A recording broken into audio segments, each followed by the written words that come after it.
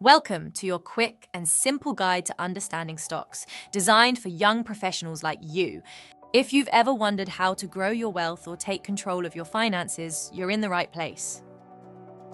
Introduction to stocks. Stocks represent ownership in a company. Think of it like owning a slice of a pie.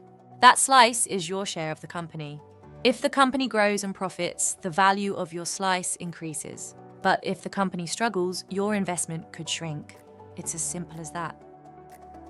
Why invest in stocks? Why should you invest in stocks? Well, they are one of the most powerful ways to build wealth over time.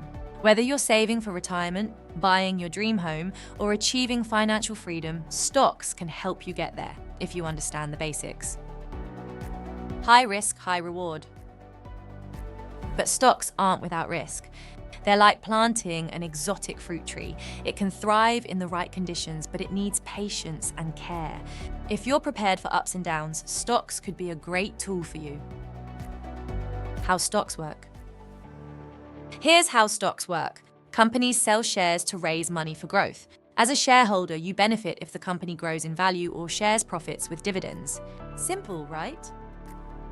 Investing tips for beginners. Here are 3 tips to get started. 1. Start small, invest only what you can afford to lose. 2. Diversify, don't put all your eggs in one basket. 3. Think long-term, stocks are a marathon, not a sprint. Overcoming common challenges. Feeling overwhelmed by financial jargon? Don't worry, you're not alone. Start with simple resources like this video and take small, consistent steps. Remember, knowledge is power. Call to action. Ready to take the first step toward financial freedom? Hit that subscribe button, like this video, and check out our online course for more tips on investing and growing your wealth. Subscribe to our YouTube channel. Thanks for watching, and we'll see you in the next video.